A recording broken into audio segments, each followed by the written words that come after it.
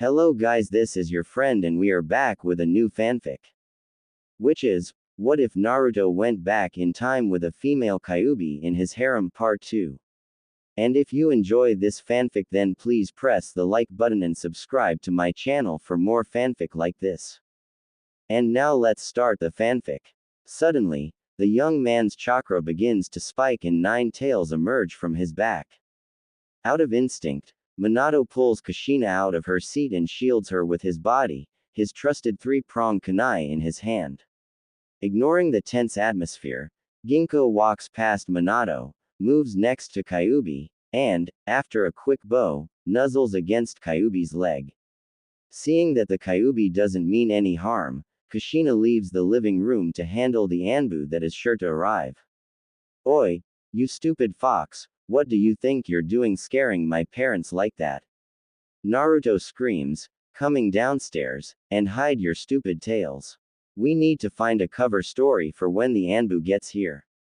Che, you always want to spoil my fun kit, Kyuubi says. Alright, Shukaku, Nekomata, stop cowering and get down here. Begrudgingly, Gaara and Yugito slowly descend the stairs. Even if Kyuubi isn't paying attention to them, Gaara and Yugito can't help but to feel slightly scared and they decide to hide behind Naruto. There are a few things we need to discuss, so take a seat, Kyuubi says to the 3 youngsters. Did I miss anything? Kushina asks, returning to the living room. Not at all. We are just getting started, Kyuubi says. It's getting near the time when we extract Shukaku and Nekomata from these 2. In order to do that, we need the power of the Shinigami.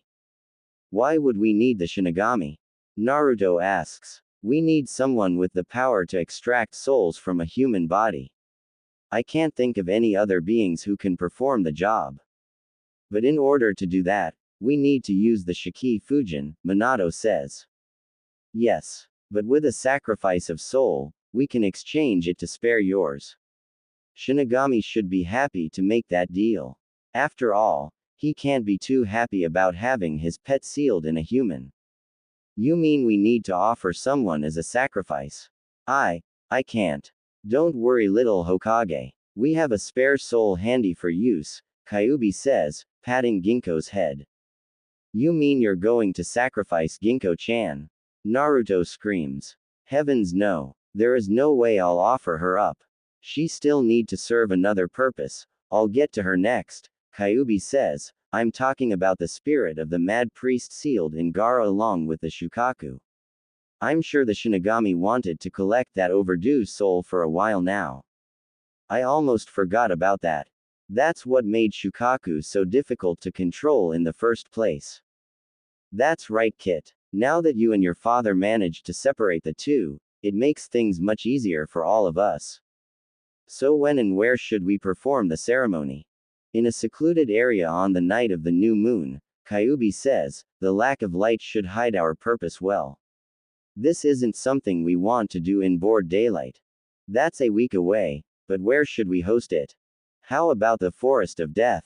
How would you know about that god-awful? Minato says before noticing his son's annoyed glare. Ah, right. Forgot about that. Anyway, the Forest of Death should be secluded enough. That takes care of one order of business. Now, the second topic at hand relates to your son. What do you want from me now, you stupid fox? Like I said 4 years ago, I have chosen you to be my successor. I'm certain Ginkgo already told you about how you're a Hanyu. Wait, Naruto-kun's a Hanyu. Why didn't you tell me about that, Minato? I don't know he's a Hanyu either. Don't blame Dad. It's not something that's easy to bring up, so I didn't tell either one of you, Naruto says. It's a side effect from how I got back here. You already made up your mind, Kyuubi, so why bring it up now? Seeing that you're not exactly my kin, I have to have a good reason to hand my throne to you. Being trapped in me for that long still isn't a good enough reason.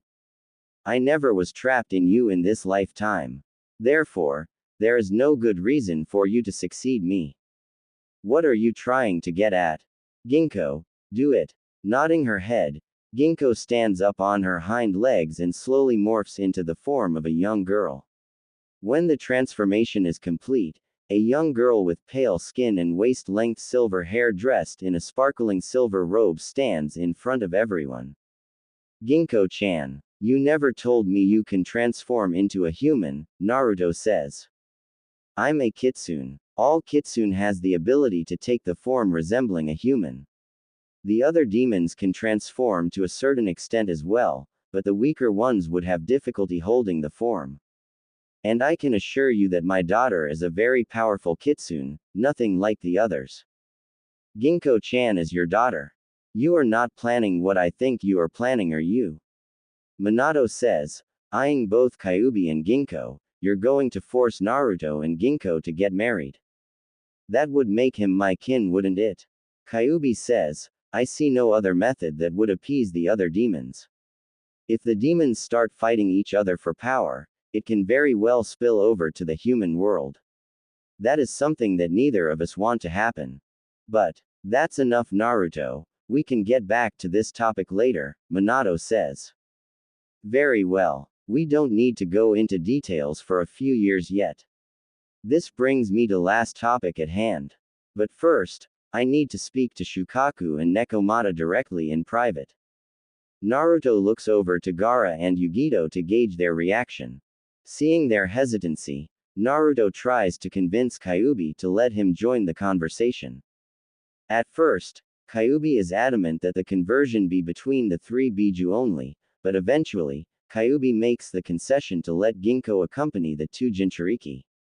While still concerned, Gaara and Yugito know that the Kyuubi won't be making any more concessions and follow Kyuubi to one of the side rooms.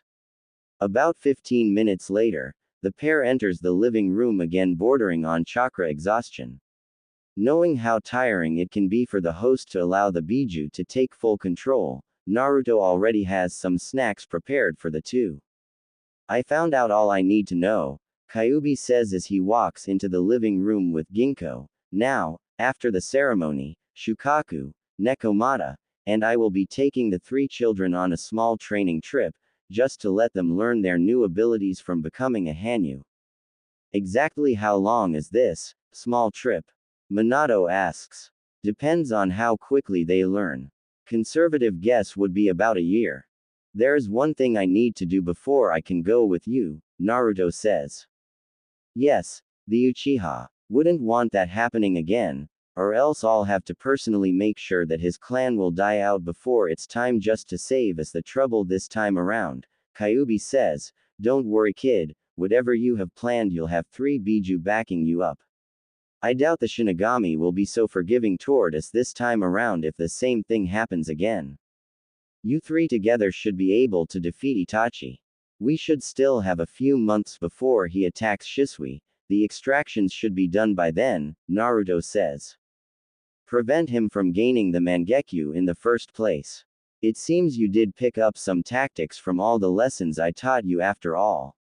It's a nice idea, but did you consider what to do with him afterward? Attacking a fellow Konoha nin is an act of treason. We can deal him however we want, Minato says. You speak as though he will be sitting around waiting patiently for you to pass your judgment. So you're suggesting? That's right, Hokage. If we do what your son suggests, we have to kill him on the spot. Of course, that would mean we have to take out Uchiha Shisui as well, least he feels responsible and he gains the Mangekyo. After that, since there will be no witness to what actually happened, those close to the two will want to take revenge by hitting out on people they think is responsible. If you're lucky, you might get away with a minor civil war and keep your position. Just preventing Shisui's death and letting Itachi get away is not an option either. Are you sure we can't just capture him alive? You do realize how difficult to capture someone alive as opposed to killing him in an all-out fight, right? Kyuubi asks. After all, Sasuke would never have been to get away from you at the Valley of the End if you didn't care about keeping him alive.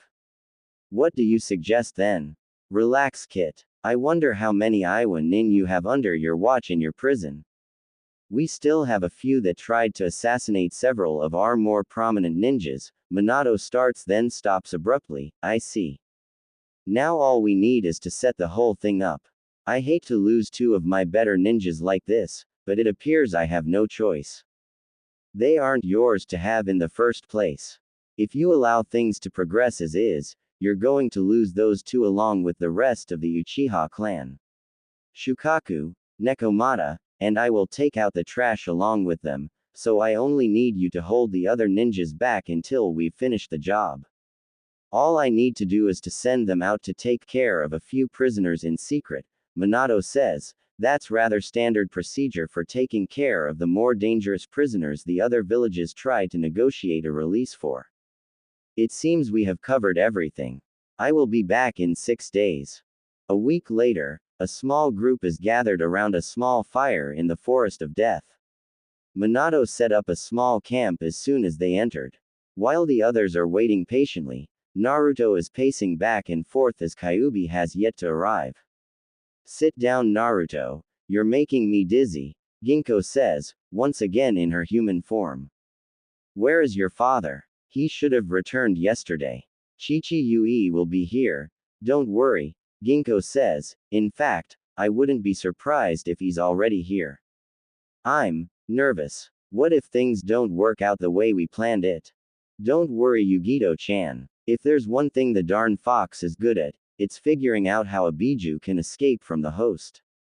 He's been trying for a long time before, he knows what he's talking about. Is that supposed to flatter me? Kyuubi says in his human form, hanging upside down on a tree branch. You're right about him after all, Ginko-chan. He is my father Naruto, Ginko says, standing up and brushing away imaginary dusts. Let's get started. I will stabilize Gaara's body with my chakra while you two do the same for Yugito. Your father will summon the Shinigami. To make things easier, Gaara, Yugito, you two should let Shukaku and Nekomata take over for now.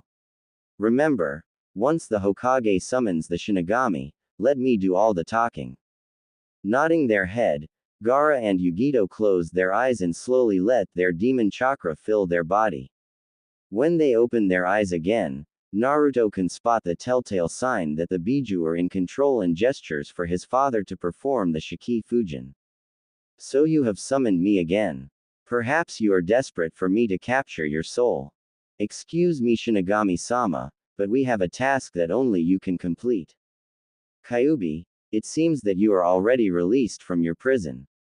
I suppose I can listen to your request, but don't expect me to let you off easy if I find your request a waste of my time. Thank you, Shinigami-sama. We wish to release Shukaku and Nekomata from these two youngsters' body. We know that only Shinigami-sama can ensure the safety of both the children and the Biju. Nekomata, sealed inside a human child. Very well, but what do you offer in exchange for saving the children's life? The spirit of a crazed priest is sealed in this young boy's body along with Shukaku. Is his soul enough in exchange? Hardly. If you offer my summoner's life as well, then perhaps I can reconsider. No. Naruto screams, leave my father alone. If you want someone's life, then take mine instead.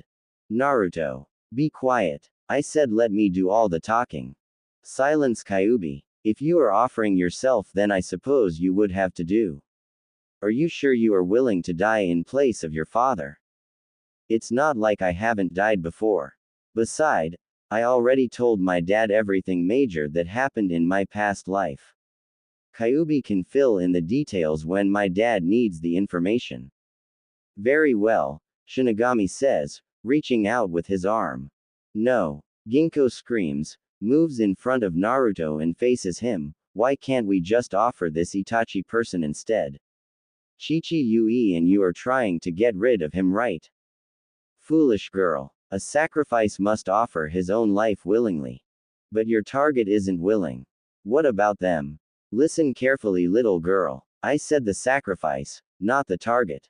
Then take mine instead. Leave Naruto alone. Ginko screams. Naruto still has a lot of important things he needs to do. Ginko-chan. Gomen Naruto-san. I promised you and Kushina-san that you will have a wife in this lifetime, but it seems that I am unable to deliver on that promise myself. As Naruto and Ginko are talking, the Shinigami reaches out toward the pair before Kyuubi can voice his opinion on the matter. While keeping one eye on Ginkgo, Naruto waits until the last moment before pushing Ginkgo out of the way, intending to take the blow himself. However, instead of reaching through him, the Shinigami once again reaches past him and into Yugito's body instead. Staring wide-eyed at the god of death, Naruto moves closer to Gaara just in case the Shinigami decides to take the soul after extracting the two Biju. Pulling out Nekomata's soul, the Shinigami plants the soul through a portal in the ground before reaching out toward Gaara and repeating the action with Shukaku. Once he's finished, the Shinigami reaches out toward Gaara again and pulls out the screaming soul of the crazed priest before devouring him. Looking over toward Kyuubi, the Shinigami points toward him then gestures toward Gaara and Yugito. Finally understanding the Shinigami's instructions, Kyuubi calls out to Ginkgo and Naruto as he rushes over toward Gaara and transfers a small amount of his chakra to the young boy's body while the pair does the same for Yugito. You, the Shinigami says, pointing toward Naruto, still serves a purpose in this world. The care you two show toward each other convinced me that you could accomplish the task assigned to you. I shall allow you two to stay in this realm for now, but rest assured, if you should fail in your task, your punishment after your death shall be most painful. Just as the Shinigami disappears, two forms slowly come out of the portal in the ground. At first one figure has the rough form of a raccoon while the other resembles a cat, but they slowly morphs into a man at about Kyuubi's height with brown hair and a woman with black hair a couple inches shorter. Finally, I'm out of that kid's body, the man says. Not that I'm complaining about being freed, but I am slightly concerned about the girl now that she no longer has my power to protect her, the woman adds. I don't want to see her appearing in my domain anytime soon. That's why you are going to teach her how to fend for herself, or did you forget my instructions already? Ah, Kyuubi-sama, it's nice to see you again, the woman says. Oi, you darn fox. About time you show your face again, the man says, smirking. Do you still want to challenge me, you stupid raccoon? Kyuubi answers, returning the smirk with one of his own. Excuse me. What do you want, you stupid human child? The man screams. Why aren't Gaara and Yugito-chan waking up? Do not be concerned about your friends, the woman says, kneeling next to Naruto, they are merely exhausted. They should be fine in the morning. You and your father should be honored. No one survives meeting with Shinigami-sama once, yet both of you survived twice already. I wouldn't suggest tempting fate too often though, Shinigami-sama is most generous for forgiving you two twice. I see, are you, Nekomata? Naruto says as the woman nods, and he's Shukaku. That's right, brat. Surprised to see us in this form? Not really. Ginkgo-chan did say that powerful demons can take human forms. Ah yes, the kitsune brat. Never thought I'd see a kitsune grow so attached to a mere human. Be quiet, Shukaku. I for one think it's nice, the will those two showed in protecting each other. I never expected my daughter to grow a soft spot for him so quickly. They only spent 4 years with each other. Only 4. My, that is quite fast, Nekomata says. 4 years is fast.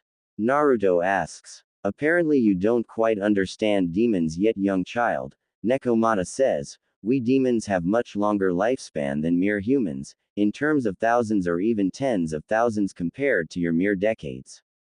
4 years to us is a very short period of time. Of course, on a few rare cases, I do see human love continuing in my realm. Your realm? I believe your kind calls it the underworld. It is the realm I stay in with my master Shinigami-sama. No need to tell him everything. The fox will tell him in due time if he's planning what I think he's planning. I suppose you are correct, Shukaku. Did you find what you asked for, Kyuubi-sama? I'll have them sign the contract when they wake up. Or, you can give it to them yourselves, Kyuubi says, taking out 2 small summoning contract scrolls. Why are your summoning contracts so small? I've seen Ero Sennin's frog summoning contract and Orochimaru's snake summoning contract, they're huge. We are not meant to be summoned, Ginkgo says. Bakeneko, Tanuki, and Kitsune are all known to be shapeshifters. People would normally deem us too dangerous to summon. Not to mention the fact that we don't like to be summoned either. Of course, being shapeshifters also allows us to be more in tune with human behaviors. One reason that we tend to be more willing to work with people that we deem worthy, Nekomata says. Perhaps we should continue this conversation back at the house, Minato says. The two kids look like they can use a nice, soft bed. He's right. We've accomplished what we need to do here. Let's head back, Kyuubi says. The next morning, Gaara and Yugito groggily walk out of their respective room, bodies still weakened from what happened last night. When they get downstairs, they find Naruto's family along with Kyuubi and two people they've never met before sitting in the dining room enjoying breakfast. The two kids are finally up, Kyuubi says without looking up, his back facing the pair. Good, then we can get them to sign the contract, take care of who we need to take care of, and leave for training. Relax, Tanuki, can't you ever let someone have their meal in peace? If you eat everything in one go instead of playing with your food, you would have finished a long time ago like everyone else. Bakeneko. Would you two be quiet? Gaara and Yugito-chan still haven't eaten anything yet. The boy has guts talking to us like that, I'll give him that much. Gomen Shukaku-sama, Ginkgo says before turning to Naruto, you need to show Shukaku-sama and Nekomata-sama some respect. Naruto-san. Meh. I'm going to be the lord of all demons. I'll show them respect when they deserve it. Upon hearing Naruto's words, Ginkgo immediately blushes and looks down to her lap, fidgeting her fingers, a sign that Naruto has seen many times in his previous life and still has no idea the meaning of. Did you forget the stipulation that would make you the demon lord? Kyuubi asks, or are you no longer fighting against it? What? Naruto asks, completely missing Kyuubi's amused tone. The thing between you and Ginkgo-chan, Kushina reminds her son, you're not planning on doing nothing after you've embarrassed the poor girl like this, are you? I never really given it much thought. I mean, I just found out she can morph into a human a few days ago. Do you prefer that I stay in this form, Naruto-san? Ginkgo asks, again in a tone that Naruto knows well. I don't know. I guess you should take whichever form you're comfortable with. Stay in this form, might as well get used to it. You'll be training in this form if you wish to help Naruto in whatever he needs to do. Hi Chichi Yui, when are you going to organize the assassination mission? The quicker we get that done, the quicker we can start the training, the quicker they can finish, and the quicker we can get back to our world. Impatient as always Shukaku, but I agree, I'm sure both Shukaku and I would like to go back to our realm to check on our underlings after being away for so long. I was waiting until you have recovered from the extraction. I can assure you we most certainly have recovered, Shukaku says, flexing his muscle. Very well, I will arrange for it to happen tonight. Secret execution grounds, 5 miles north of the village gate. It's hidden under a strong genjutsu, only Anbu would know its exact location. I'm sure the three of us can see through the illusions, Kyuubi says, there may be some chakra spikes, I'm sure you can convince the others that it's only from Itachi and Shisui's fight against the Iwa Nins. There shouldn't be any problems there. Good, I guess Shukaku, Nekomata, and I will start getting ready. Later that night, the two Uchiha are leading the two semi-conscious Iwa Nins to the execution ground. They have placed a strong genjutsu on the two Iwa Nins to keep them from struggling. When they finally arrives, Itachi and Shisui remove the katana strapped on their back, looking to finish the job quickly. However, as soon as they enter the clearing, Kyuubi, hidden in the shadow with Shukaku and Nekomata, cancels the genjutsu on the two Iwa Nins just in time for the two prisoners to roll out of the way of the sword strike. The fight lasted for several minutes, each side landing multiple strikes. Soon enough, the two Iwa nins lay dead in the clearing with Itachi and Shisui sporting several wounds. During the entire fight, Shukaku has been slowly turning the ground around the clearing into sand, and as soon as the fight is over, Itachi turns his attention on Shisui, trying to use the fight against the Iwa nins as a cover for Shisui's death, but two walls of sand shoot up from the ground and engulfs the two Uchiha, and within seconds both are completely crushed. As soon as the sand retreats and reveals the two bodies, Nekomata, using her power, reanimated the two Iwa nins to create a swamp to hide the sand, then create boulders to place on Itachi and Shisui's body to set a scene of them being crushed by the boulders before releasing her control, allowing the two carcasses to tumble to the ground. Leaping out of the tree, the three Biju check to make sure that all their targets are indeed dead. Satisfied with the job they've done, the three Biju leave the clearing to report back to the Hokage. Is it over? Minato asks, sitting in his office with a bottle of sake sitting on the desk in front of him.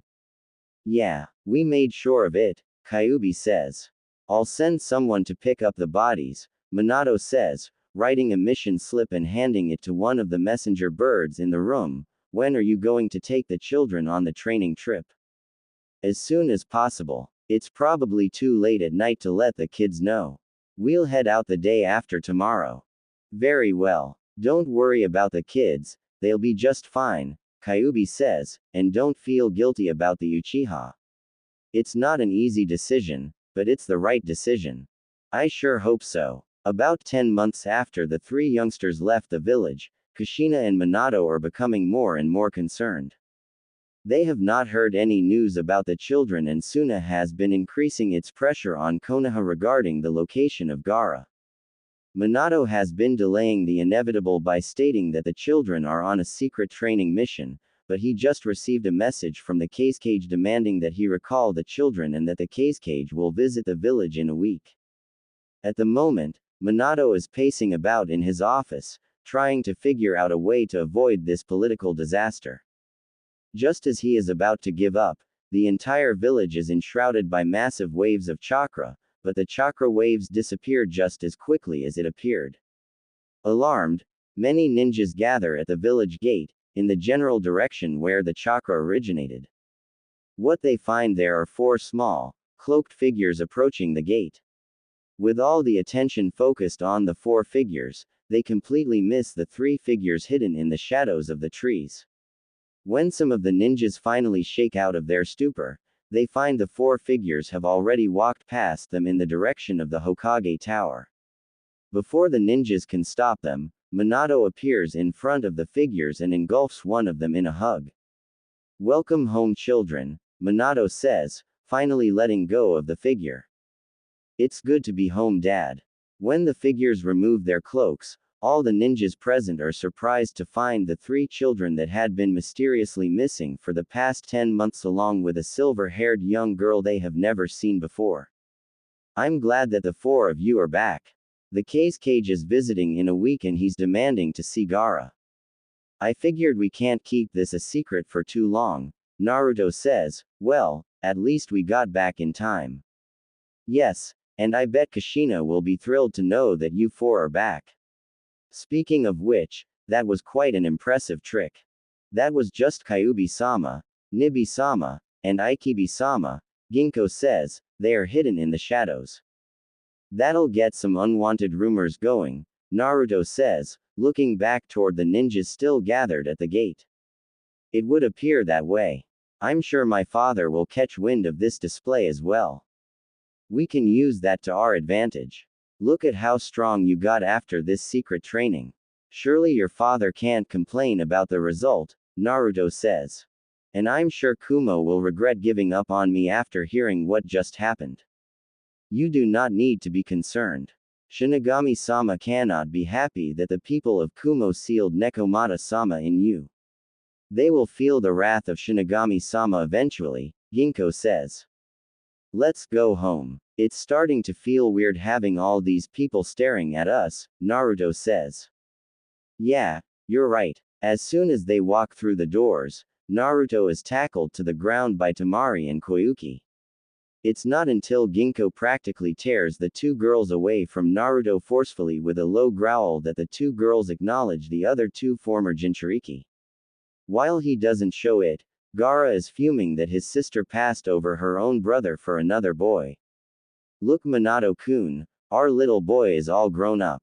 You're right, Kushina-chan. He's turning into a heartbreaker. Mom, Dad, don't be ridiculous. Minato-kun, we should invite Tsunade Ba-chan and the others over for a welcome back feast tonight. That's a good idea, Kushina-chan. I bet they miss Naruto after not seeing him for so long. I'll send someone to tell them. I got it, Mom, Naruto says, creating a cage bunshin and sending him off. I'm heading back to my room, wake me up when they get here, okay? With Temari and Koyuki's attention focused on Gaara and Yugito, they miss the fact that Ginkgo is following Naruto up to his room. While they heard part of the story from Gaara and Yugito, the two girls still have no idea about the handshake agreement between Naruto and Kyuubi regarding Ginkgo's future. Another thing they don't know is that there is a second handshake agreement, this one between Ginkgo and Yugito. When Temari and Koyuki ask the two Jinchuriki to train with them, Yugito says she needs to rest up and heads upstairs, leaving Gaara with the two girls. Instead of going back to her own room, Yugito heads into Naruto's room, where Naruto is already lying in his bed trying to go to sleep and Ginkgo is sitting on the floor watching him. The two girls' eyes meet for a brief moment and Yugito casts a genjutsu on Naruto, putting him to sleep immediately. Once that's done, both Ginkgo and Yugito jump into bed with Naruto, one lying on each side of the boy cuddling up against to him. That night, when Kushina walks into her son's room, she can't help but smile at the scene in front of her. Naruto is still in his bed, his arms around the two girls' shoulder.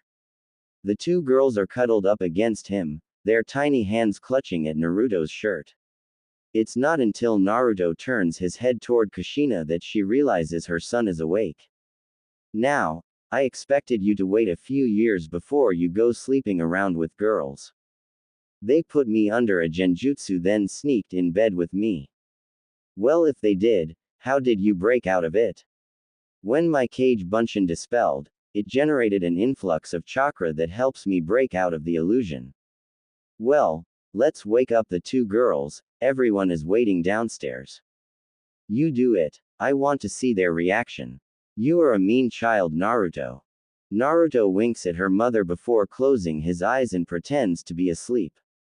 When Kushina goes and wakes Ginkgo and Yugito, Naruto can't help but smirk at how the two girls bolt upright, as evident from the sudden disappearance of the pressure from their head on his shoulders. Suddenly, Naruto lets out a soft groan, which causes the two girls to practically leap off his bed and hide behind Kushina. Reaching with his hand, Naruto pretends to rub the sleep out of his eyes and roll over on his side before slowly opening his eyes to see his mother smirking at him, silently telling him that the girls still haven't realized they are tricked. Sitting up, Naruto returns Kushina's smirk as the two girls slowly walks out of Naruto's room to clean up and get ready for dinner. You should have seen how red those two's face got when I woke them up, Kushina says as soon as the girls left the room. Oh, I can just imagine, Naruto says, applying a certain Hyuga's blush on the girl's face in his mind. Well, anyway, everyone's here so you should probably get ready. By the time Naruto gets downstairs, everyone is already gathered in the living room, talking and laughing. When they see Naruto enter the room, everyone becomes quiet, save for some soft snickering from Kushina. Naruto's here, maybe we should start dinner, Yugito says, blushing bright red. Yeah, I'm really hungry, Ginkgo says, her face matching Yugito's. Without even asking, Naruto already knows what they were talking about before he entered the room. Deciding to spare the two girls from further embarrassment, Naruto agrees with them and clamors for dinner to begin. As soon as everyone is seated, Tsunade reaches into her pocket and pulls out a few bottles of sake while talking to Kushina. Reaching into her weapons pouch, Tenten grabs one of her training kunai and fires it at the bottles. Before the kunai gets close enough for Tsunade to react, Naruto fires one of the unused chopsticks to intercept the kunai. Naruto-sama, why did you do that? Okawa-san shouldn't be drinking. Come on Tenten-chan. We're celebrating tonight. Let them have their small bit of fun, Naruto says. I guess Naruto-kun is right Tenten. We should let Tsunade-sama have her fun tonight. She does have tomorrow off after all, so it's not like it's going to interfere with work. You too Shizune-chan. Oh fine. Don't expect me to help you carry her home. Despite how righteous Tenten tries to act, she along with the rest of the children beside Naruto are the first ones to get drunk as the adults decide to let them try a small bit of sake. Naruto, having seen the adults replace the water with sake, avoid drink anything for the entire meal. By the end of the meal, Naruto is the only one awake, which leaves him with the task of taking care of everyone. Creating a massive cage bunshin, he moves everyone to their respective rooms before heading back to his own where he finds Ginkgo sitting in his bed waiting for him. Naruto-sama, you're back. Ginkgo-chan, I thought you're asleep. I'm sure you will find that I'm as adapted at pretending to be asleep as you are Naruto-sama. Ah, so you knew. Naruto-sama, there is something I want to talk to you about, Ginkgo suddenly says. What is it Ginkgo-chan? You are going to be attending the academy in a few months. Do you believe I should go with you in my fox form or my human form? Well, I'm not sure. I prefer the fox form. That way, I can be on the same team with you even if Yugito and Gaara are on the same squad. No matter which form you take, everyone will think something is wrong when the other form is missing. I can create a bunshin of myself, but I need to stay away from the Inuzuka. They will be able to trace my scent. Yeah, you're right. Their nose is a big problem. If you stay in the fox form, your bunshin can stay near Koyuki Hime and use her scent to cover yours, right? In a minor way, yes. I would also need your wallet. Why? Perfumes can cover my scent as well. Even weak perfumes can daze the Inuzuka if they try to enhance their sense of smell. But perfumes are pretty expensive. Chi-Chi-Yui will not be too happy that you are refusing to buy me things. Go ask my parents. I don't have any money, Naruto grumbles. But Naruto-sama, then it wouldn't be a gift from you. Don't give me that look Ginkgo, Naruto says as he hears a few sniffle, I'll talk to my parents tomorrow. Arigato Naruto-sama. Well, now that you've finally gotten that off your chest, Naruto says, why did you let Yugito-chan sleep with us? You don't like it, Ginkgo says, tilting her head to the side. Chi-Chi-Yui said that all boys like to have more than one girlfriend and the more the better. Arg, he's as bad as Ero Sennin, Naruto screams, not that I'm upset with the arrangements, I'm more concerned if you are all right with it. Why wouldn't I be? It's not all that uncommon for demons to have multiple mates. Well, if you're sure. So, you're not upset? No, not really. Naruto-sama no eki. You call Chi-Chi-Yui a pervert but you're just as bad, Ginkgo says giggling. Do you wish for me to arrange for Tamari-san and Koyuki-san to stay with us as well? What? No. You can't just go about asking people to join like that. But they seemed like they want to join when Kushina-sama told everyone what happened when she woke Yugito-san and I up. You're kidding right Ginkgo-chan? No, I think they were really interested. That can't be right, they didn't show any interest in me before. But you changed a lot of things in this life already right Naruto-sama? But, I didn't mean for it to change like that. Yawning, Ginkgo climbs under the cover and cuddles against her pillow.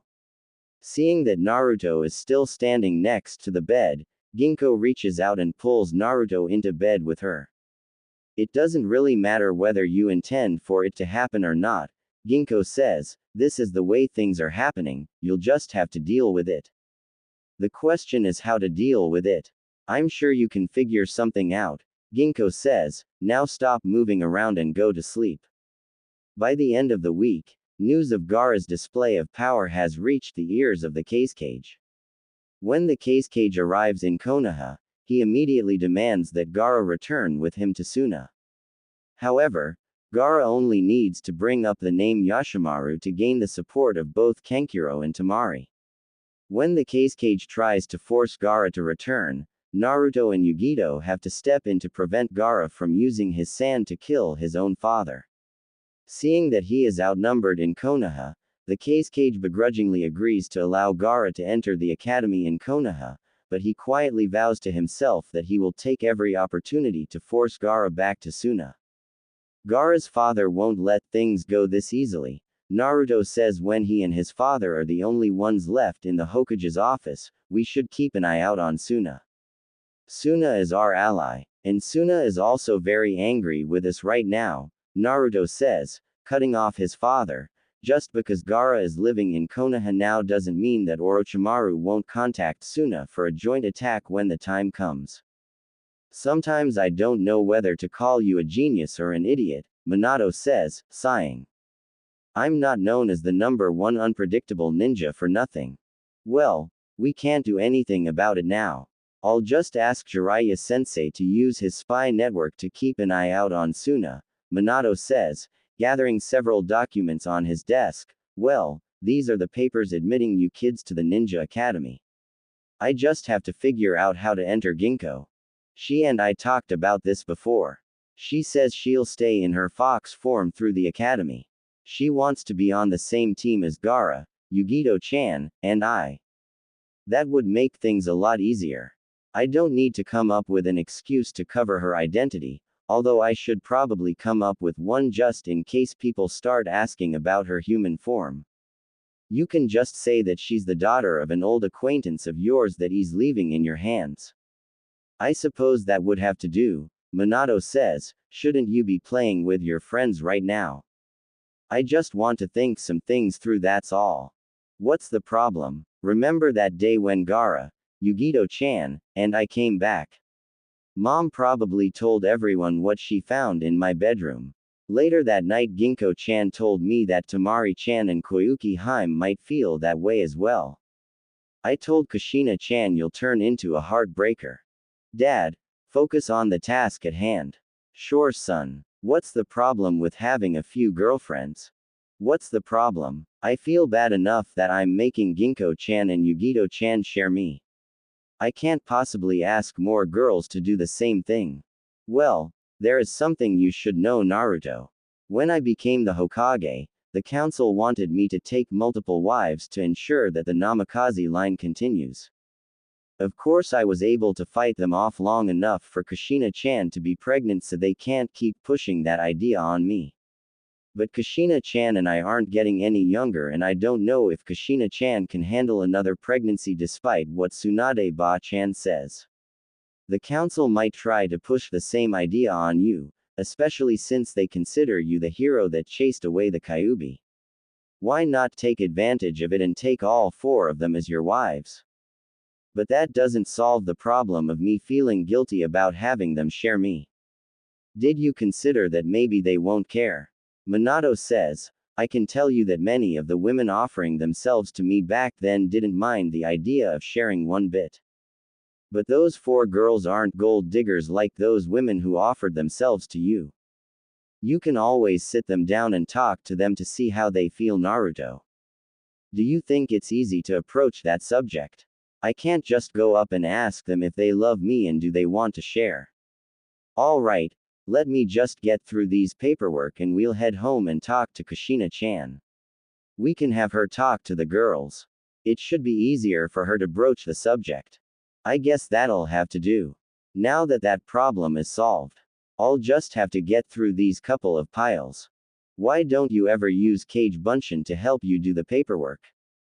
Kage Bunshin, Minato says, stopping suddenly. Why didn't any of the Hokage think of that idea before? Arg, you'd think someone with the title, the professor, would be able to come up with that idea. Maybe he wants you to figure it out on your own and suffer on the way there like he did. Muttering about selfish old men, Minato creates 5 Kage Bunshin and orders them to start working on the paperwork while he heads home with Naruto. After going through the situation with Kushina, she adds another name to the mix. What do you mean Tenten-chan likes me too?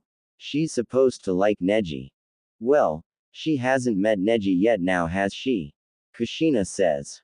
But, too late to change that now. I'd bet she's already heads over heels in love with you, Kushina says. There has gotta be some way to change that, right? All I wanted to do was to make Tsunade Ba-chan adopt Tenten-chan. I didn't think she would fall in love with me because of it. Like I said, too late to change that now. I'll have a sit down with all of them when I get the chance. But I don't even know how I feel about them. It's not a bad thing to have that many people love you, Naruto. But it's not fair to them that Naruto, don't worry about it. Just let things come as they will, Minato says. Don't change how you are because you're worried how things would turn out. Remember what I told you in the office, Naruto. I think that might be the best course of action. But don't worry, Naruto, Kushina says. You wouldn't believe how many love letters your father got back in the days. Hey, it's not that long ago, Minato complains. Be quiet. I'm talking to Naruto, Kushina says. Like I was saying, your father received plenty of love letters, and I wasn't angry at him at all.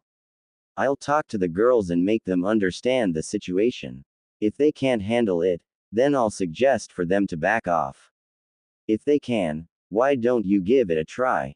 Fine, Naruto says before whispering to himself, I gotta be more careful in the future. What did I tell you about letting things come naturally, Naruto? Minato says. What's so natural about having this many girlfriends? It's good to know that Ero Sennin hasn't corrupted you yet, Naruto, Kushina says, but Minato-kun is right. Don't let this change who you are. Besides, it's perfectly natural for girls to be fawning all over us, Naruto. It's a curse that we Namikaze must bear. Smiling, Kushina turns her attention on Minato. If Minato is paying attention like Naruto is, he would notice that the smile seems slightly off. Grabbing Minato by the ear, Kushina drags Minato upstairs, twisting it with every step, leaving the Hokage screaming in pain all the way back to their room. The next day, after a particularly grueling training session with his father, Naruto stumbles back to his room only to find it completely empty. Looking back toward the door, he finds his mother leaning against the door frame smiling at him. What happened to my room, Mom? Naruto asks, sighing. This isn't your room, dear. What do you mean this isn't my room? Naruto asks again, quickly getting tired of the conversation. This was your room yesterday, but since Tsunade Ba-chan says that she's moving in, your father and I decide to give her this room. So where is my room now? Down the hall, the second master bedroom. What am I going to do with a huge room like that? Naruto asks, completely awakened by the news. Well, you are the second master of this house. Beside, you'll find enough use for it soon enough, Kushina says. Now why don't you go take a shower and get changed like your father? I'll call the two of you downstairs when dinner's ready. All right, Mom, Naruto says, walking past Kushina and down the hall. And I expect you to help Tsunade Ba-chan move her things over tomorrow, Kushina says, calling after her son. Fine, Naruto says, walking into his room. The first thing Naruto notices when he enters his new room is the absurdly large bed sitting against the wall opposite of the door. Then he notices the numerous closets lining the walls off to his left. Thinking nothing of it, he picks up the fresh change of clothes on his bed and heads to the private bathroom in his room. Half an hour later, Kushina is standing outside the bathroom pounding on the door. What are you doing in there? Hurry up. Dinner's ready. All right, Naruto says, opening the door. I've never seen a private bath as large as that. I bet I can swim in it. For now you can. It's really only designed to fit two adults comfortably, Kushina says. Remind me to get a bigger one for you later.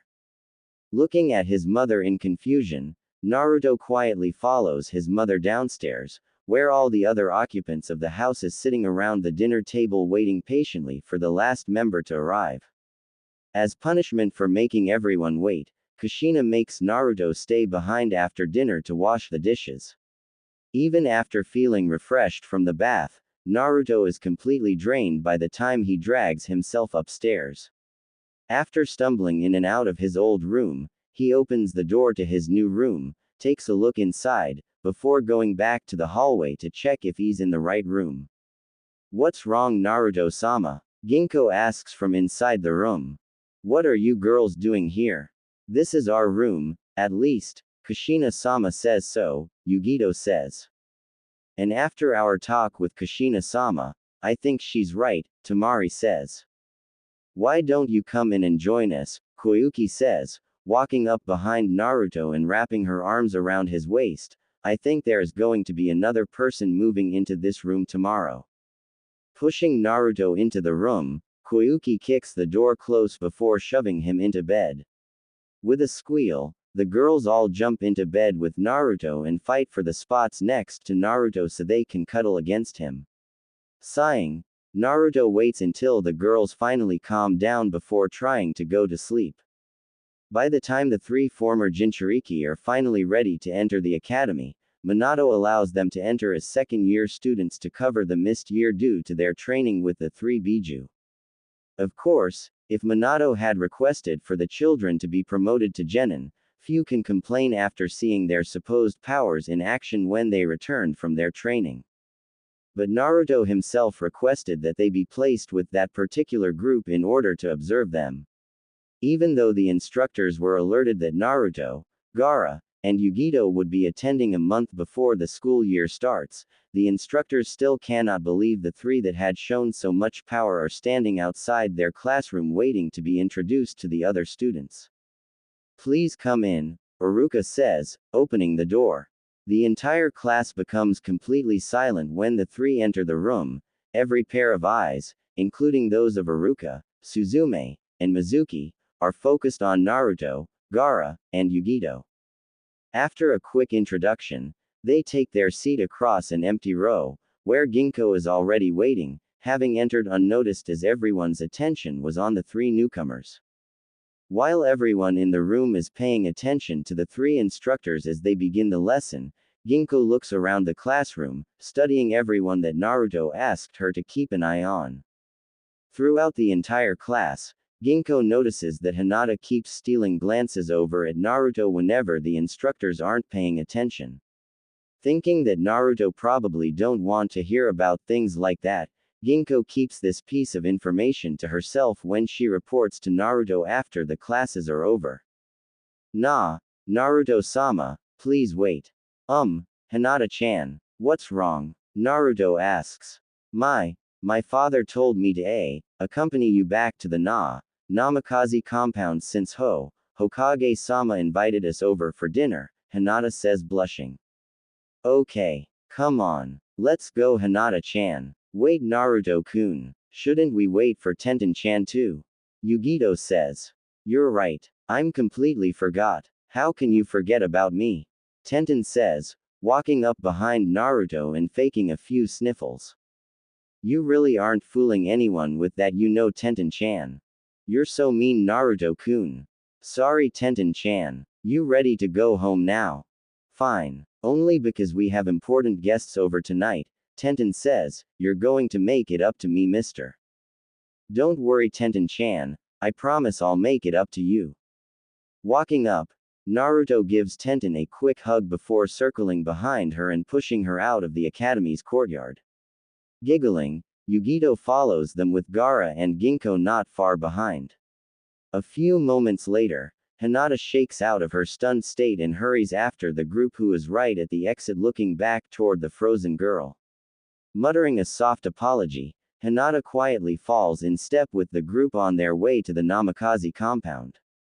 Ah, here are the children, Kushina says as the group enters the house. I hope you all had fun today. It's fine outside the history lessons. I already know the village's history like the back of my hand. Since I was an outsider, I supposed it was interesting to know about Konoha's history, Yugito says. Agreed, Gaara says as he walks past everyone cluttered at the door.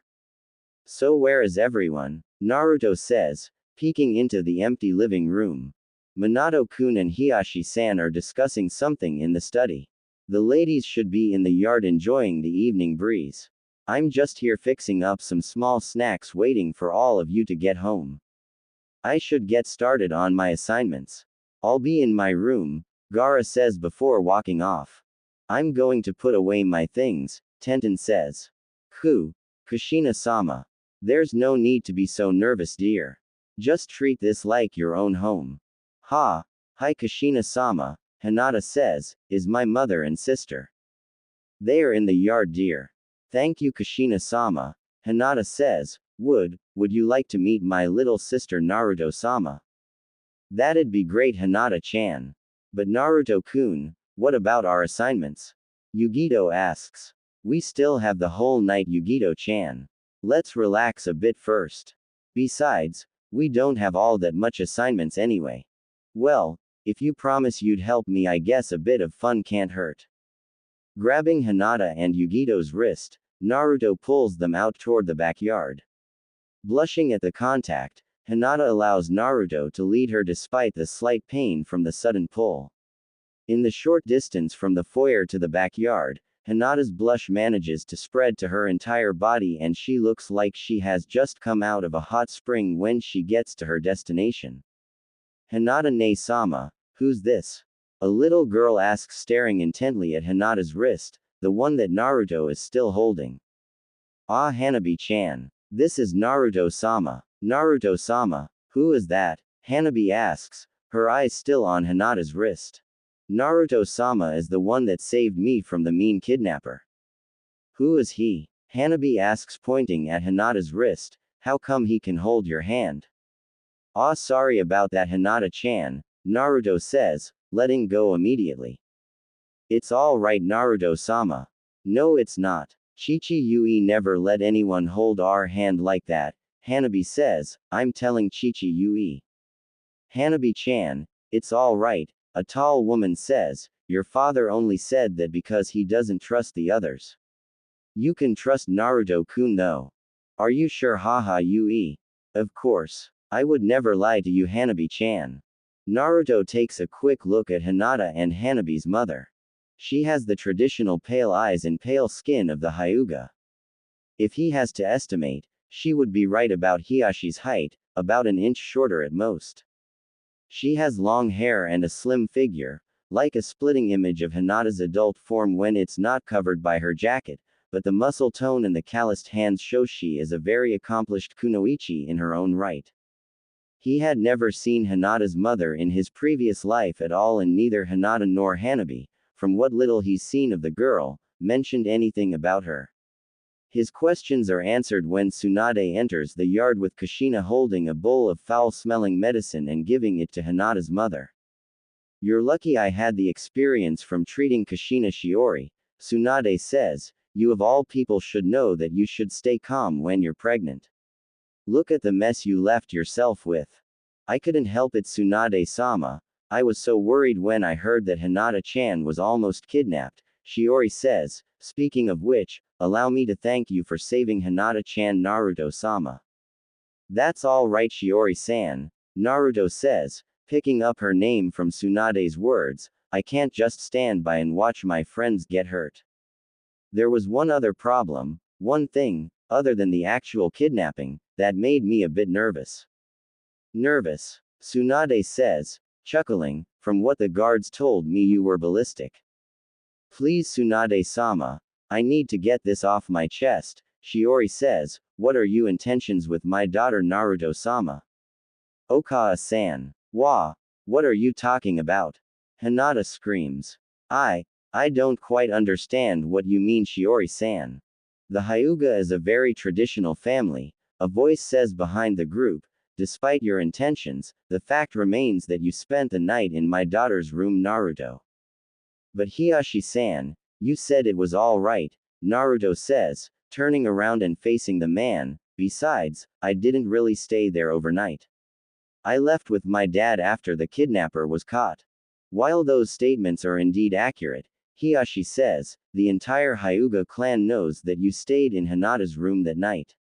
While I understand that nothing could have possibly happened, the elders are quite adamant that you bear responsibility. Well, I just told him about your situation, Minato says, glancing over at the other girls gathered in the yard. Hiyashi-san told me that he and Shiori-san would need to re-examine the situation before making a decision on how to proceed. This kid works fast, doesn't he? Tsunade whispers to Kushina, if Jiraiya hears about this he's going to have a field day with it. I never did quite realize how popular Naruto is. Is this what I faced when Minato-kun picked me? I'd say it's not even close, considering how Minato has a few more years to attract other girls. Yeah, you're probably right, Tsunade-ba-chan. Tsunade's body stiffens for a brief moment before she grumbles and heads back inside, saying how the sun is bad for her skin. Just as Tsunade is heading back inside, Shizune comes out and announces that dinner is ready. That night, after the Hyugas have gone home and everyone else are back in their room, Naruto and Minato are sitting in the study talking about everything that happened that day. So what do you think, Naruto? Minato asks. Like it matters.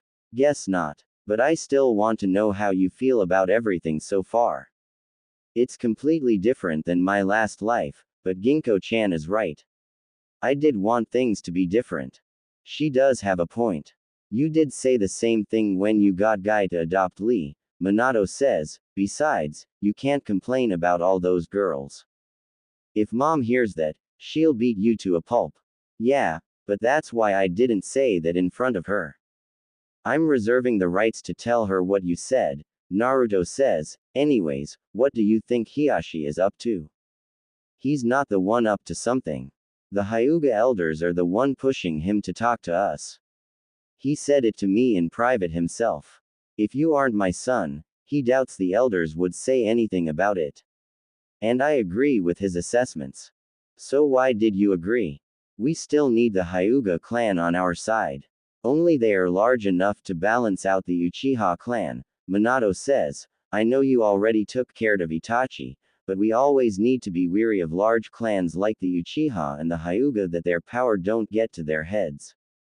I guess you're right. How would you deal with them if you're in my position? Me. Keep the younger ones away from the adults and get the younger ones on my side. Two classic strategies, a voice says from the door, but I like Naruto-sama's plan better. Ginko-chan, you're still up? Naruto asks. All the other girls are still up and talking to each other. It was too noisy to fall asleep. You were talking about the two strategies, Ginko? Minato asks. Hokage-sama's strategy is to use one powerful group to counteract another. Naruto-sama's strategy is to break down the powerful groups from within, Ginko says. Hokage-sama's plan must allow for both powerful groups to be out of line, but Naruto-sama's plan can allow him to exert control on the situation. The best plan, however, is to apply both at the same time, to use the first plan as a means to buy time for the second plan to proceed. Where did you learn all of this? Naruto asks. Chi-Chi-Yui has to deal with similar things all the time. I guess that's going to be a problem no matter where you are, Minato says.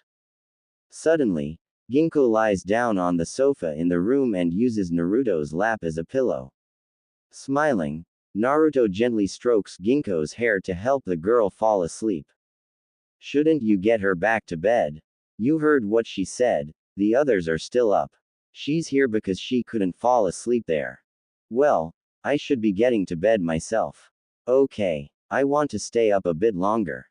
Don't stay up for too long though. Remember, you still have to go to school tomorrow.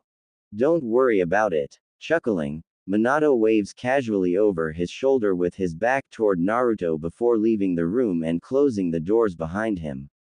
As soon as the doors closes, Ginko rolls on her back and stares up at Naruto's face while Naruto continues to stroke Ginko's hair.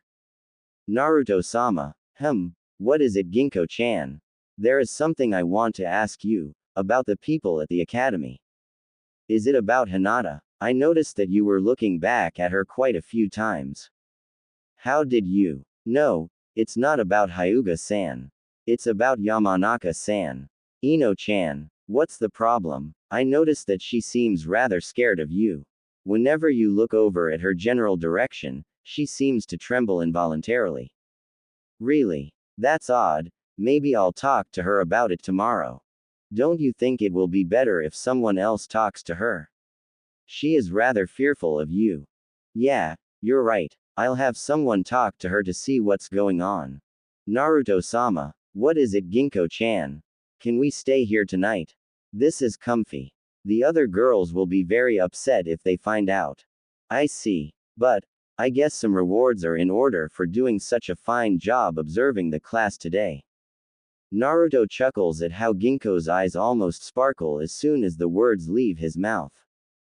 Patting her shoulders to gesture for her to sit up, Naruto gets up and locks the doors to the study before returning to his seat and letting Ginkgo lie down on his lap again. Turning on her side facing away from Naruto, Ginkgo giggles as he sinks his hands into her silver locks again. Naruto keeps stroking Ginkgo's hair for another half an hour until she finally falls asleep before closing his eyes and falling asleep himself. The next morning, before anyone is inside the classrooms, Naruto pulls Shikamaru and Choji to the side in the schoolyard and asks them to investigate into the matter brought to his attention yesterday by Ginkgo. After stating in no uncertain terms how troublesome a task it would be, Shikamaru begrudgingly agrees to check in on Ino for Naruto. Oi, Ino. What is it, Shikamaru? Ino says from within a crowd of Sasuke fangirls. I need to ask you something. This has better be good, Ino grumbles as she walks away from the group. Naruto asked me to talk to you. I knew it would be troublesome, but he talked me into it. Nah, Naruto, Ino says. Shikamaru can see what Naruto was talking about when he says that Ino is afraid of him. The fear in Ino's eyes is difficult to miss, neither is the trembling body. What does he want? He wants me to ask you why you're so scared of him, Shikamaru says. After seeing your reaction, I'm kinda curious myself. I have no idea what you're talking about. Right. And I'm sure your body is shaking because it's cold outside. That's right. Ino, you, Choji, and I grew up together. Do you really think I can't read you well enough by now? Fine. It's something stupid anyway. Well, I'm listening. When I was younger, Naruto turned my home into a wild jungle with all kinds of man-eating plants. And how would he be able to do that? It was a genjutsu. I've been scared of Naruto and anything that looks remotely like any of those plants ever since. I seem to remember my old man saying something about that. It's right before Naruto brought that fox back with him, right?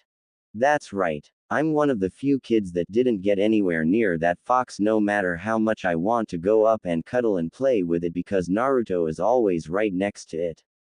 I also remember my old man saying you were laughing at him right before he pulled that prank. So you're saying it's my fault? Ino screams, attracting the attention of everyone around them.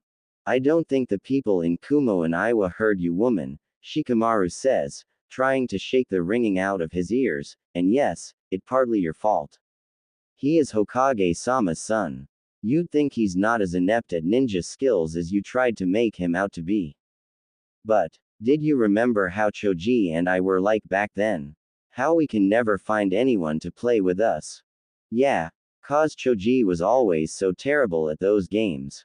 Let's take the reverse situation. Do you think Naruto would have any friends if he tried to act like a know-it-all? Well, perhaps it's about time you deal with your fears. I suggest you go and talk to Naruto and tell him the reason you're so afraid of him yourself, Shikamaru says, walking a few steps away before stopping again. At least, do that if you are serious about being a ninja. There is always the chance you'll have to work with Naruto. Better to take care of it now than to have to deal with it during a mission. Ino, what was that all about? Sakura asks as she walks up to the girl. It's nothing, Ino says. Do you know where Naruto is? Naruto. But I know. Shikamaru's right. It's time I deal with it. He should be inside. Do you want me to come with you? No. You can go back to your Sasuke watching. I will deal with this myself. Right. And I'm sure your knees are trembling because your legs are tired, Sakura says. Come on. We may be rivals, but I don't want to see you fainting, at least not when Sasuke-kun isn't around to see you make a fool out of yourself, that is. You know, Sakura, no matter how we were the best of friends way back when, I absolutely hate you. Good. The feeling's mutual, Sakura says. I would take back my offer to go with you, but you seriously look like you need someone by your side right now, so I'll let that last comment slide. Taking a deep breath, Ino walks inside the academy with Sakura by her side. They find Naruto in his seat with Gaara and Yugito right next to him, and the silver fox resting her head on Naruto's lap. Sitting a few rows behind the trio, Choji elbows the sleeping Shikamaru and gestures with his head toward the two girls standing by the door while reaching into his open bag of chips at the same time. Naruto, Ino says. Ino-chan. Sakura-chan. Is something the matter? You told Shikamaru to ask me something. Ah, that's right. Shikamaru hasn't told me your answer yet, so I don't know if he asked you yet or not. It's about the trick you pulled on Ino back when we were children, Sakura yells. What? I don't get it. The genjutsu you put on my home, that's why I'm scared of you, Ino says with her head down to let her bangs cover her face. Picking her head up, Ginkgo looks over toward Ino before walking over and nuzzling Ino's leg with her stout. Kneeling down, Ino wraps her arm around Ginkgo and scratches the fox behind her ears. Sorry about that, Ino-chan, Naruto says. I didn't think you'd still be scared after all these years. Well, you should have thought about it more than, shouldn't you? Sakura says. The way Ino-chan was talking, she wasn't just bragging about how she learned a new jutsu, she was talking down on other parents. I needed to defend my parents and show that Ino's parents aren't the only ones who cared enough to teach the kids new techniques. I didn't mean to. I know you are proud of your skills and your parents, Ino-chan, but you have to realize that there are always better ninjas out there no matter how strong you've gotten. You need to curb your arrogance or else you'll never survive your missions.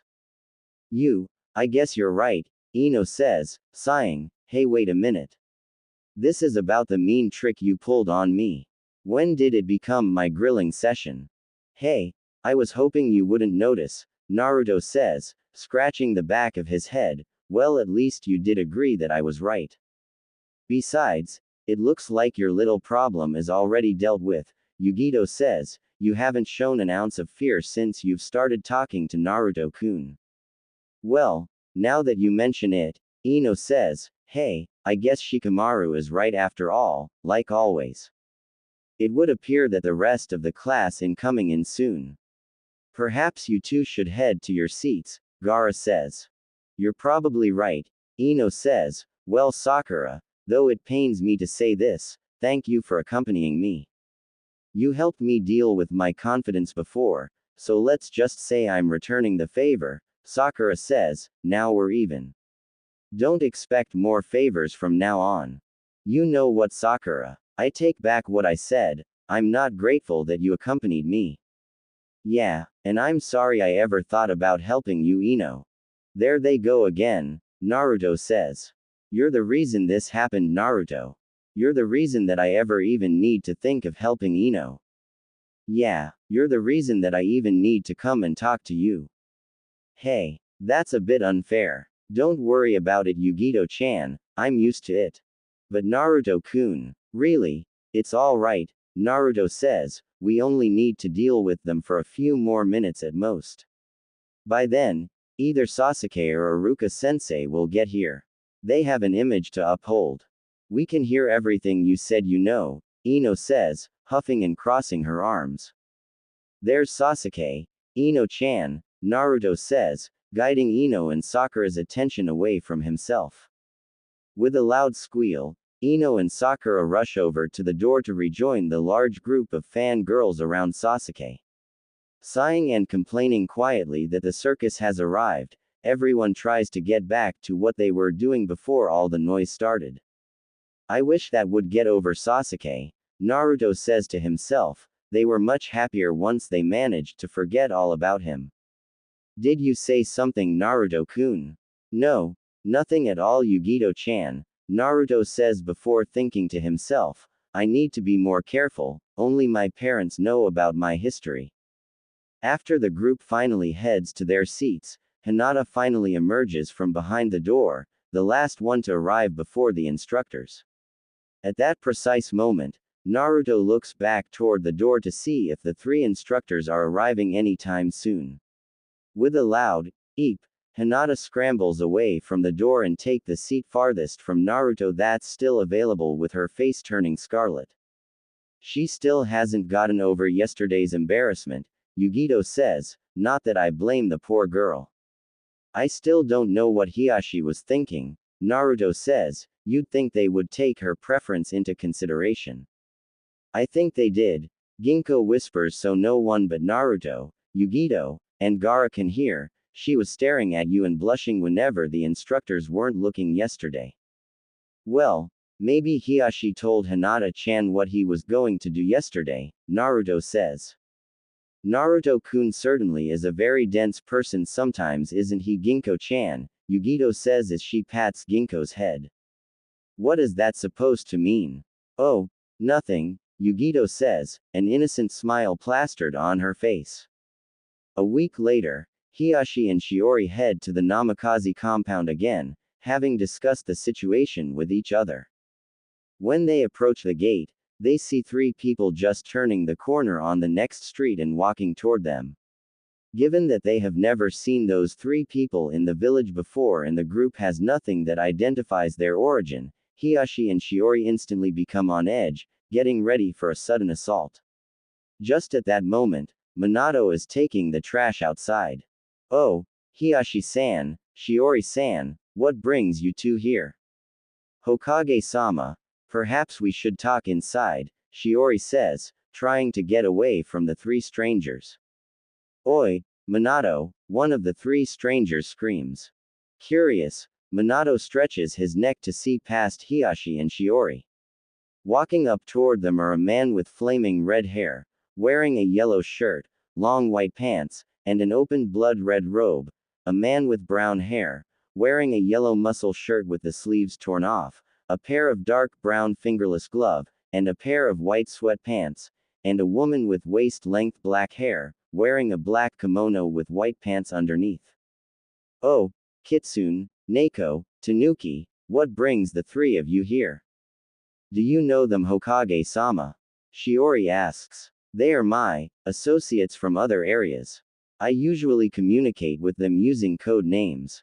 I see. I was concerned that they are intruders, Hiashi says. Even with them trying to suppress their strength, I can still sense the power flowing within their body.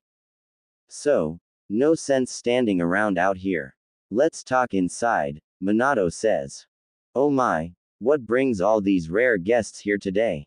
Kushina asks as everyone enters the mansion. I'm just here with Kitsune, Shukaku says, using the alias the Hokage made for them, that and to check in on my godson. And I'm my goddaughter, Nekomata says. You have godchild living here? Shiori asks. Oh, they're just talking about Gaara-kun and Yugito-chan, Kushina answers for the two Biju, but the children are at the academy right now. Ginkgo-chan is out in the yard with Koyuki-chan though. She'll notice my presence soon enough.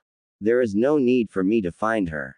As if on cue, the human form Ginkgo bursts into the living room and jumps into Kyuubi's arms.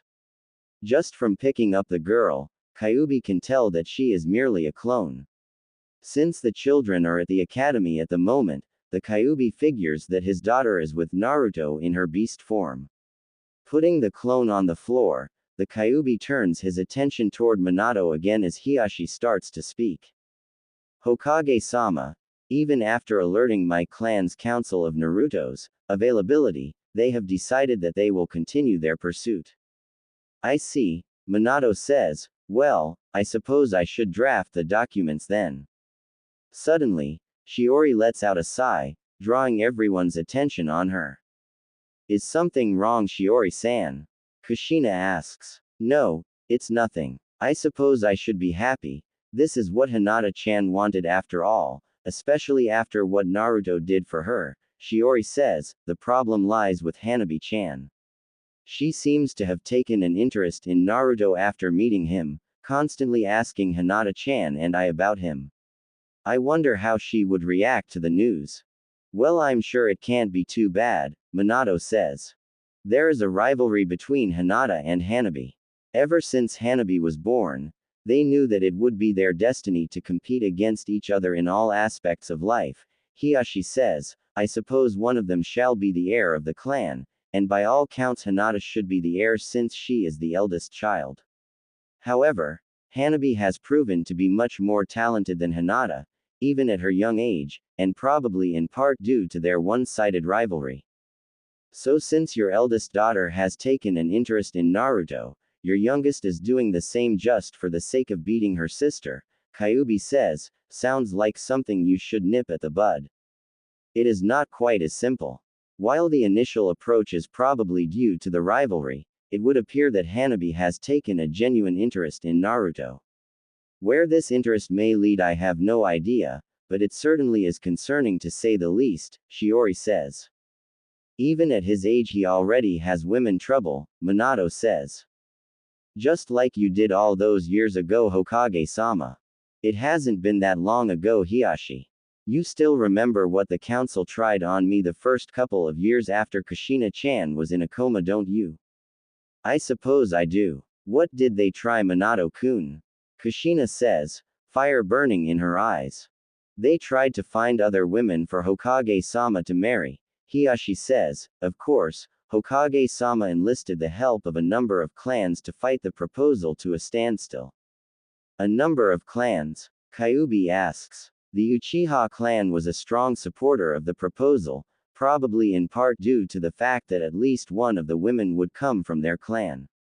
Hokage-sama enlisted the help of my clan along with those of the Yamanaka, Nara, Akamichi, Inuzuka, and Aburame to fight off the political alliance between the Uchiha and some of the smaller clans. So what happened? Kushina asks. Naruto happened, Minato says. Like I said, they only tried to force the proposal the first couple of years, because by then, every time they want to approach the issue, Naruto would cause quite a stir in the council chamber. We all know firsthand just exactly how destructive Naruto can be when he wants to. I think I can still see the remnant of some of the tricks Naruto left behind in that chamber. That's my boy. I'm glad you're happy about it, Kushina-san, Shiori says. The council gave it one last shot when Naruto was 4. It took me ages to help Hiyashi-kun clean off the stench of the stink bombs he left in that place. That's probably how Hanabi-chan came about, right? What are you complaining about? Kushina says. That's not the point. Shiori screams, blushing. Kushina-chan, that's enough. There are other people in the room, Minato says. Oh, sorry about that, Kushina says, looking completely embarrassed, though not as much as Shiori. Regardless, Hiyashi says, clearing his throat to get everyone's attention, Kitsune-san is right, the Hanabi situation is something we should keep a close eye on. Well, let's get to my office to work on the document, Minato says. When will the children be home, by the way? Nekomata asks. Minato-kun and I are going to see them at the academy in about half an hour, Kushina says. Their class should be having a sparring session then. Interesting, I think I shall check in on their progress as well. After all, I need to see if Naruto is fit to be my son-in-law. And my godson-in-law as well. Kitsune-san, Neko-san, you mean to say that Naruto-kun is engaged to Ginko-chan and Yugito-chan as well? And my daughter as well, Shiori, Tsunade says, coming downstairs, along with the Sand and Snow Princesses. Tenten-chan, Koyuki-chan, and Tamari-chan too. Why do you sound so surprised, Shiori? I thought we discussed this already. But Hiyashi-kun, you only told me that there are a couple of girls who are interested. You didn't tell me that Hinata-chan would be 6th in line. Would it have made a difference? Hiyashi asks, staring at his wife. Well, no, and I don't think Hinata-chan would mind, not with her nature. Then why does it matter if it's 2, 6, or even 10 or 20?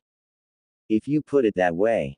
Come on, Shiori-san, Neko-san, Tsunade-ba-chan, let's have some small talk over a cup of tea in the yard while the men handle whatever business they have, Kushina says. All right, I'll have Shizune brew the tea, Tsunade says. You're making poor Shizune-chan do all the chores for you, Tsunade-ba-chan. Well, she's my apprentice.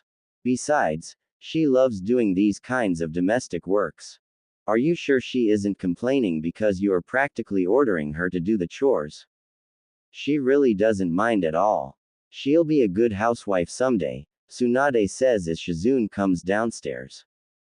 Tsunade-sama, you're not trying to get rid of me, are you? Shizune asks, rushing toward the Sanin with a concerned look on her face.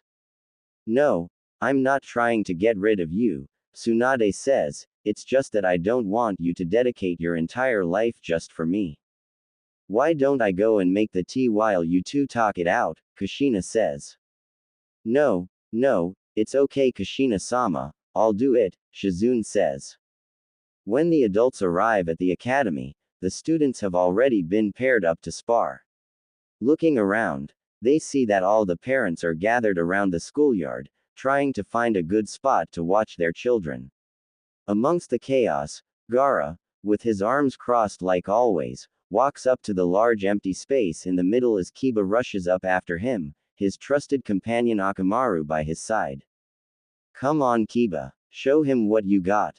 A woman screams out from the group's right. That's right, don't embarrass us, Kiba, a young woman screams next to her. Hey, mom, sis, don't worry about it.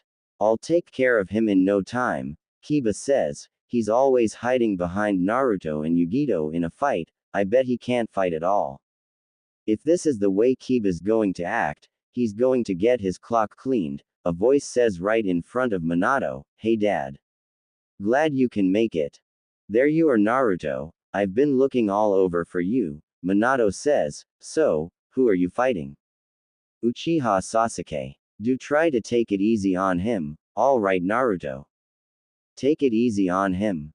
Hiyashi says, aren't you a bit too overconfident about Naruto's ability, Hokage-sama? Uchiha Sasuke is one of the more talented students in this class. Oh, I wouldn't worry too much about it, Minato says as Iruka moves to the middle of the yard. Looks like the match is starting. As soon as Iruka begins the match, Kiba leaps back with Akamaru by his side, trying to find an opening to strike. Gaara simply remains in his spot, arms still folded, and stares at Kiba with a bored expression. Well, aren't you going to attack? Gaara taunts. That's it. Now you're going to get it. Charging forward, Kiba s his right arm back, trying to use the momentum to increase the strength of his punch. However, a spike wall of sand rises from the ground and stops him 2 feet in front of Gaara. Stopping himself just in time, Kiba jumps back to find another opening, but as soon as his feet touches the ground, the wall collapses and Gaara charges through the sand to punch the surprised Kiba, sending him into the trees around the yard. Kiba never stood a chance against Gaara, Naruto comments as 2 new contestants enter the yard. Oh, Yugito-chan and Hinata-chan are next. So Kaneko-chan is fighting against Hiyashi-san's daughter. Interesting, Nekomata says. Hinata takes the Jiyuken stance the moment she steps into the yard, while Yugito can hardly contain her excitement, shifting her weight from side to side eager to begin the match. When the match begins, Yugito charges forward right into Hinata's defense but changes direction in the last second to circle around Hinata and strikes the Hyuga from behind. Hinata staggers a few steps before quickly spinning around, but Yugito is already right in front of her. When Hinata tries to put up her arms to defend, Yugito circles around Hinata again. Instead of striking Hinata, however, Yugito simply whispers something in Hinata's ears. The reaction is instantaneous as Hinata activates her Byakugan and spins around, throwing Jiyuken strike after Jiyuken strike before Yugito can even back away. Just what did Yugito-chan tell Hinata-chan? Naruto says to himself. With her left arm disabled by the Jiyuken strikes, Yugito leaps back to get away from Hinata's frantic strikes. While continuing to dodge, Yugito focuses her chakra to her left shoulder and blasts it down her left arm to force open the chakra points. With her Byakugan activated, Hinata is shocked to see the effect of her strikes diminish. Also, Yugito's chakra level continues to increase as Hinata is starting to slow down from the strain on her chakra by the continuous use of the Byakugan and Jiyuken. How can you be so strong? Hinata says, breathing hard and her Byakugan receding. I might not look it, but I train very hard every day, Yugito says smirking. Like I said, if you want to even have a chance to impress Naruto-kun, you still have to work much harder. Please don't tell me she just said what I think she said, Naruto says on the sideline. Okay, I won't. Mom. With Hinata running out of chakra, Yugito only needs a few well-placed strikes to knock Hinata out. Walking up to the two kunoichi in training, Naruto helps Yugito move Hinata to her parents just as two other female students prepare for their turn. Hey Naruto, who are they? Minato asks as he tries to find a chakra pill for Hinata. Oh, that's Sakura-chan and Amy, Naruto says, my match is right after theirs. Their build, they might struggle with some of the more physical tasks of being a ninja. I'm not going to tell them that, Naruto says, you can go and tell them. That's scary, huh? You have no idea. It doesn't take very long for Sakura to fall flat on her face. Sighing, Naruto walks out to the middle of the yard as Amy celebrates with her crowd. Walking up to Sakura, Naruto offers his hand to help her up. Sasuke-kun is supposed to come here and comfort me. Why do you have to go and ruin everything? He's already standing there waiting for his turn to fight Sakura-chan, Naruto says, are you sure you want to keep lying there and delaying his fight? With one look over at the boy of her dreams, Sakura quickly scrambles to her feet and heads to the sidelines. While waiting for Iruka to begin the match, Naruto does some light stretching while glancing over at the ever-impatient Sasuke out of the corner of his eyes. The crowd all await the battle with bated breath, and occasionally, people would complain about the delay as Iruka talks with his colleagues, none of whom seem to have any desire of proctoring the match. Eventually, Iruka begrudgingly steps between the two students and explains the rules once again, just to make sure that the two completely understand them. Oh, step aside Iruka, Tsunade says after seeing the hesitation in the Chunin's eyes, if you're so worried about proctoring this match then I'll do it. Please go ahead Tsunade-sama, Iruka says, not even bothering to hide the look of relief on his face, it would be our honor to have one of the Sannin proctor a match. All right, Tsunade says, taking Iruka's spot, I trust that we all know the rules. So let's start the match. The moment Tsunade begins the match, Sasuke charges forward, trying to gain the advantage. Naruto steps to the side at the last moment, sticking out his foot to trip Sasuke, making the Uchiha lose his balance. Stumbling a few steps before spinning around to find Naruto standing in the same spot smiling at him. Growling in anger, Sasuke charges again only to have the same thing happen. Before Sasuke can try for a third time, Naruto decides to make his move.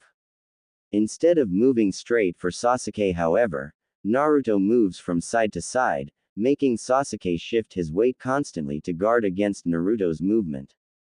As Naruto gets closer to Sasuke, the width of his movement becomes progressively narrower. Up in the trees, a particular kunoichi narrows her eyes seeing Naruto's steps. Once Naruto gets within striking range, his movement speeds up, drawing Sasuke to guard one side before quickly shifting his weight to attack the unguarded side. Naruto manages to get a good number of hits in before Sasuke decides to stay still to guard both sides and waits for the perfect moment to counter. The moment Sasuke shifts his tactics, Naruto also changes his strikes, moving from a speed-based to a power-based attack as Naruto tries to break down Sasuke's defense. Seeing that Sasuke can never hope to counter Naruto's attacks, Minato tries to go in and stop the match, but Kushina pulls her husband back. Kushina-chan, don't you think that's quite enough? Don't worry Minato-kun. Naruto-kun knows what he's doing, Kushina says, besides, it'll do him good to let off some steam. I hope you're right. When they turn their attention back to the fight, they find that Naruto has pushed Sasuke back within steps of the crowd, a few feet away from a glaring Uchiha Fugaku who is clearly disappointed with his son's inability to mount a comeback. With everyone's attention focused on the fight, they miss a small girl of around 7 years old standing amongst the Uchiha contingent who's looking at Naruto with pure adoration. When the fight is finally over with Naruto knocking Sasuke out cold and sprawling on the ground right at Uchiha Fugaku's feet, every Uchiha member besides Uchiha Makoto, who is tending to her son, leaves the academy, not one sparing a glance at the defeated Sasuke. Everyone standing in the schoolyard is clearly appalled by the Uchiha's reaction. When Tsunade offered to use her medical ninjutsu to help Sasuke recover, Makoto simply thanked Tsunade but refused the offer before helping her son stand up and heads back to the Uchiha compound together, seeing that classes are over for the day anyway. That was rather rude of them, Naruto comments as he and Tsunade walks back toward Minato. I still think you overdid it Naruto, Minato says. Oh well, someone's got to knock that arrogant bastard down a few pegs. Even I think that was a bit much Naruto, Kushina says, you didn't have to completely embarrass him in front of everyone like that. Guess I don't know my own strength. This is serious Naruto. You don't go and embarrass a clan like the Uchiha in front of everyone and get away with it. There's going to be major trouble. Don't worry Okawa-san, if they want trouble, I'll give them more trouble than they'll ever want, Naruto says, beside, it's important for me to do that. Everyone is saying that there are only a few candidates to succeed Otou-san as the Hokage, and Sasuke and I are two of them. Now that I completely destroyed Sasuke in a fight, it gives me an edge down the road. Well, I suppose I can't argue with that logic, Minato says, but there are still more immediate concerns that who will become the Hokage in the future, like how to repair relations with the Uchiha clan. There are no relations for you to repair in the first place Otou-san, Naruto says, they've been going against every one of your decisions ever since you became Hokage didn't they? Yes, but they are still one of the major clans of Konoha. Well if they want trouble then Kitsune-sensei and I will take care of them. Don't get overconfident Naruto. The Uchiha clan is at worst an even match for all of us combined, Kyuubi says, and if they truly are the master of the Sharingan like they claim to be, then we will be at a definite disadvantage. Anyway, are there more interesting matches? Minato says before their discussion starts to draw interest. No, not really. You guys missed most of the fights, Naruto says. So I guess school is over for the day right? Kushina says, so let's go home already. Yes, we still have many things to discuss Minato, Kyuubi says, glancing over at the tree where the kunoichi was glaring at Naruto. With most of the children having already gone through the sparring session for the day, the crowd gathered in the yard starts to thin out. The group heads out along with everyone else after Tenten and Tamari have joined them. When they are almost back to the Namikaze compound, Kyuubi suddenly grabs a hold of Naruto and takes out 2 shuriken from his weapons pouch and fires them into a tree to the side. There are 2 loud clanks as the shuriken are deflected and a shadow jumps out of the tree, attempting to attack the Kyuubi. Before they can exchange blows however, Minato moves in and stops the kunoichi. Anko, what are you doing? Hokage-sama, he attacked me. The way you were perched on that tree and with your glare on Naruto, I could have sworn you're the one who's looking for a chance to attack. Is what Kitsune said true? Minato asks, what's going on here? I think I can answer that, Naruto says, the moves I used to beat Sasuke, at least the first part of it, was Anko Ne-chan's hubby no Mai. I saw her practicing with it once then I got overexcited against Sasuke and used it without thinking. Not only did you spy on me, you stole my moves and actually have the gall to use them without my permission. Anko says, I never used those moves in battle, now everyone will think that I got them from you. Well, there is a simple solution to that, Minato says, I'll have you train Naruto, then you can tell everyone you are the one that taught him the Hubby no Mai. After all, Naruto's form is still rather rough around the edges. Since you created it, and he learned the basics of it already, it shouldn't be too difficult for him to improve. You're allowing me to teach someone Hokage-sama. I don't see why not. After all, you are a perfectly loyal shinobi and I know you can be a perfectly capable instructor if given the chance. But the council, well, I guess you'll just have to do such a good job that they can't complain about it, Minato says. You don't have any problem with that arrangement, right, Hiashi? No, I have no complaints at all. In fact, I would like for her to teach Hinata the same style.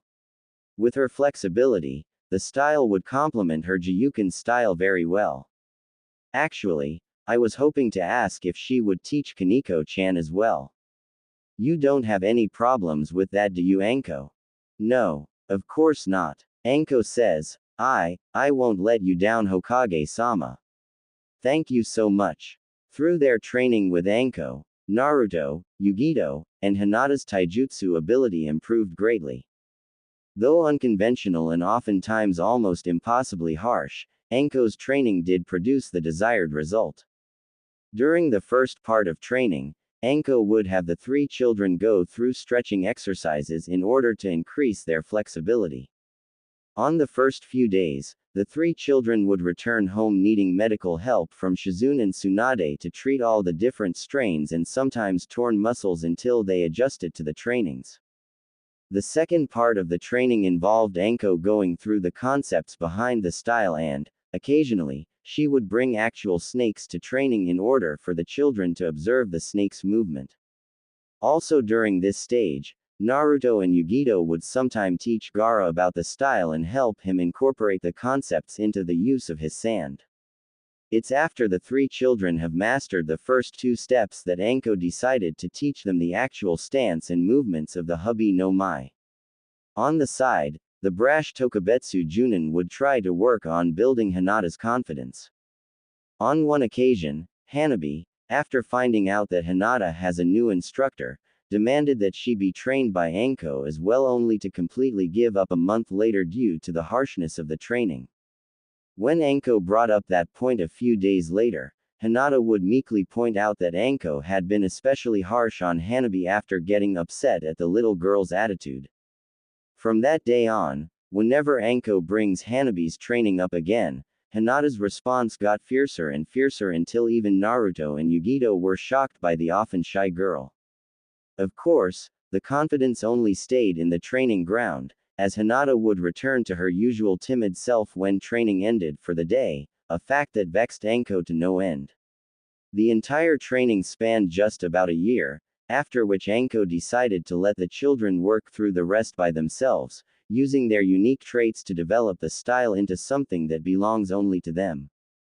While the three children were training under Anko, Kyuubi took Ginkgo back to the demon world to further her training per Ginkgo's request.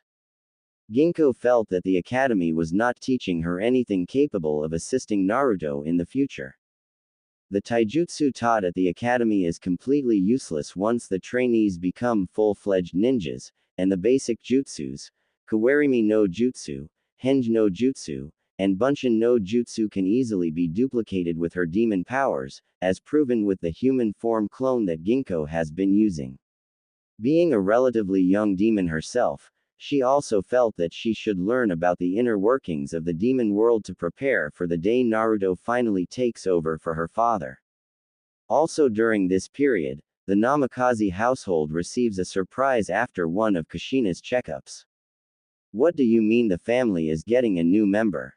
Calm down, Naruto, Minato says, I thought you would want a sibling. A sibling? Oh, so I'm not getting another wife. Naruto says, that would mean, mom's pregnant. That's right, Naruto-kun, Kushina says as she walks down the staircase. Mom, You shouldn't be moving around like this. Oh, calm down, Naruto. I can move about just fine. But, she's right, Naruto. Just because Kushina's pregnant, it doesn't mean she should be stuck in bed all day, Tsunade says, coming downstairs. In fact, a moderate amount of exercise will do both her and the baby some good. Well, if you say so, Tsunade-ba-chan. Regardless, you should be a bit more careful, Kushina. You're really just around the time when it would start to get dangerous to have a baby, and your coma spell before doesn't help things at all. You worry too much, Tsunade-ba-chan. Quit fooling around, Kushina. I am serious. Don't worry, Tsunade-ba-chan. Dad and I will keep a close eye on Mom, Naruto says. I won't let anything happen to Mom. On the academic side, the three children have no problem breezing through the classes. During the spars, they would be amongst those who are the most impressive. Coincidentally, with the students divided into two groups, one with only male students and the other with only female students, Sasuke is never paired up with either Gaara or Naruto, but all the opponents he did face would invariably require medical attention after the match. Sasuke is getting more and more violent, Naruto says. You do know that the two of you are his real targets, right? Yugito says, he's only doing this because he thinks the teachers would have to put him against either one of you eventually just to minimize damage. Still, he is starting to become out of control, Naruto says. The only reason I don't want to put him in his place is to avoid letting him know just how much stronger I am. I suppose he is not someone who take defeats well. Not someone who is likely to give up on what they want either by the looks of it, Yugito says. Well, we can't worry about him now. Let's go. Naruto, I challenge you to a spar. Sorry, Sasuke, I'm not interested. Are you scared?